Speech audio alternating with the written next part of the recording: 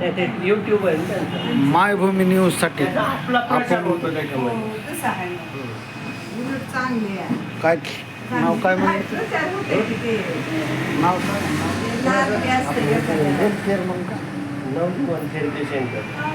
नवजीवन therapy सेंटरमध्ये भेट दिली असता तर काय काय उपचार केले जातात याबद्दल ग्राहकाशी आणि कस्टमरशी विचारणा केली असता. काय झालं तर तुमच्या मुलाला त्रास काय होतो? असं स्पष्ट बोलत नव्हतं, बरंच बोलायले आता. हा. अशा शिरा मोकळ्या झाल्यासारख्या बरं. आणि चलायला बी असं पंजावर चलत होतं. बरं. ते आता बरंच व्यवस्थित चलते.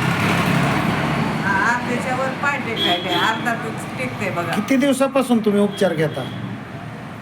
आम्ही 1 महिना होऊन गेले, 2 महिने होईल आता. त्या कालावधीत म्हणजे तुम्हाला काय वाटलं, जाणवलं का, तुम्हाला फरक वाटला का? वाटायला ना फरक वाटायला ना, ते कशाला आले असते. हां.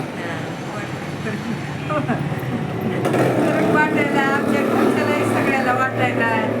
सगळे म्हणते दादा असा बरोबर दिवसादिवस जास्त बोलू शकतो का हा मुलगा? बोलते काय तुम्हाला आवाज ऐकला की काका म्हणला की हां. हां. काका दादा काकू बोलते बरंच.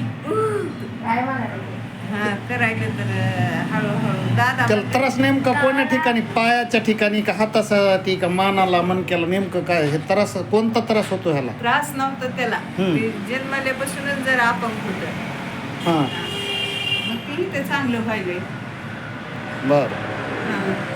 ते 1 महिन्यापासून उपचार चालू आहेत तुमचे? हां 2 महिने व्हायले आता. 2 महिने फरक जाणवतोय. झालं. डॉक्टर साहेब तुम्ही काय सांगताल याबद्दल? नाही, कसं आहे, तू लहानपणापासून अपंग आहे ना, हं. म्हणजे त्याला तू फक्त त्याची जी नर्वस सिस्टम आहे, हं. तो नर्वस सिस्टम मोकळं व्हायला लागलं, त्यामुळे त्याच्या रक्तवाहिन्या, संवेदना वाहिन्या मोकळ्या झाल्या, त्यामुळे त्याच्या शरीरात ऑटोमॅटिक फरक पडतो. तर आपला सगळा खेळ हा आपल्या माध्यम शरीराच्या मनक्यावर. पूर्ण अपंगत्व आले असलेला काय सांगताल?